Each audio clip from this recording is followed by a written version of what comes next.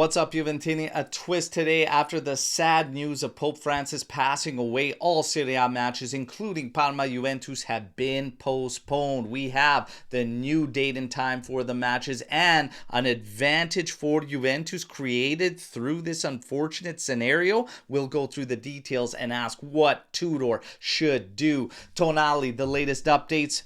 Hey, does the dream finally end here? We have to ask the question. We'll tackle the updates around Tonali and Kim Min-jae as well. I'm Berto. This is the AJ Sear channel dedicated to Juventus. It's April 21st. Let's rock with the news. And the first things first, of course, sad news around the passing of Pope Francis has led to all matches in Serie A today being postponed. They've been postponed to this Wednesday, April 23rd. The time is going to be 12:30 Eastern time. Questions were being asked, why not the same times as previously? That's because you have the second leg of the Coppa Italia between Inter and Milan being played at the same day. So Parma Juventus, 12:30 Eastern time on Wednesday. And is there an advantage now for Juventus through this unfortunate news? Maybe, because this is the starting lineup that Tudor was set to start with against Parma. You have Di Gregorio, Kalulu, Vega, and Kelly. You have McKennie as your outside right. You have Locatelli, Thuram as your pivots with Cambiaso as the outside left player. You had Nico Gonzalez, Kolomuani, and Vlahovic both slated to start because obviously, who you don't see there, Keenan Yildiz just getting back after something suffered in training, a thigh contusion. Now he is going to be available from the start. He has been absolutely fantastic since Tudor has joined Juventus, and I think he is a must start down the stretch. So now with this situation, you'd have to think it's a bit of an advantage to get Yildiz able to start in this game on a couple extra days of training and rehab and recovery and getting fit. So for me, yes, you get him in. But who do you sacrifice? Do you still go with Kolomuani and Vlahovic, or do you let Nico and Yildiz continue in those two support roles? For me, I actually want to see Kolomuani and Vlahovic play together. And Kolomuani's versatility makes a lot of sense at that position because, in theory, him and Vlahovic should be able to interchange almost fluidly. And I would go with that route, but Yildiz is a must. So I do look at this as a bit of a better situation, albeit through sad circumstances.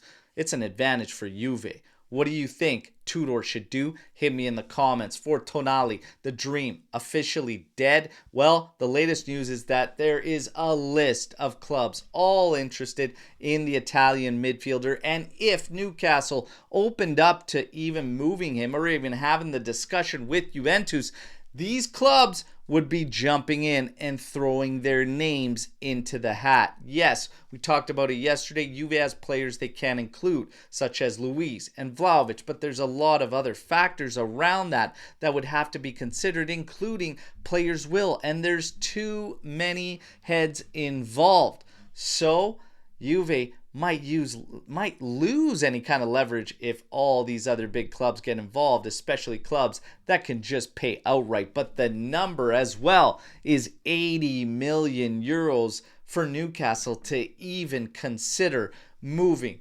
Tonali. So for me, I always said this thing was doubtful. I would love for this guy to come in, but even in the grand scheme of things, I've been saying it, he's a luxury, and we have a lot of other areas to tackle. I don't think Juventus should overextend for Tonali. What do you think? Hit me in the comments. For Kim Min-jae, listed as a candidate at the backline for Juventus. Today, Mirko Di Natale brings us the latest that there have been absolutely zero discussions or inquiries from Juventus on Kim Min-jae. He's listed as a candidate, as an option, because Bayern is looking at moving the defender. And yes, they want permanent transfer, but Juve hasn't dug in whatsoever on Kim Min-jae so far, according to Mirko Di Natale. The sponsor, yes, we've heard Jeep ready to sign, ready to wrap things up. We heard a number of 50 million euros spread over 2 years, so 25 million annually. This is where Visit Detroit comes into play, because if we get their involvement and co-sponsorship, that brings us to close to the 45 million mark annually if we get them involved as well. Is it worth that kit looking like a horror show? Could very well be a show me the money situation. But why not Jeep and Visit Detroit on the sleeve and still get that money? Yeah, I want my cake. I want to eat it too. But that's the latest on Juventus. You know what to do, everybody. Like the video, subscribe to the channel, join our AJC Army. Let me know your thoughts on all the news you just heard here today. And yes, we will be live for the rescheduled game on Wednesday, Parma Juventus at 8:30 a.m. Eastern Time, getting you hyped up for that match. Till then, as always, fino alla fine, forza Juventus. Ciao tutti.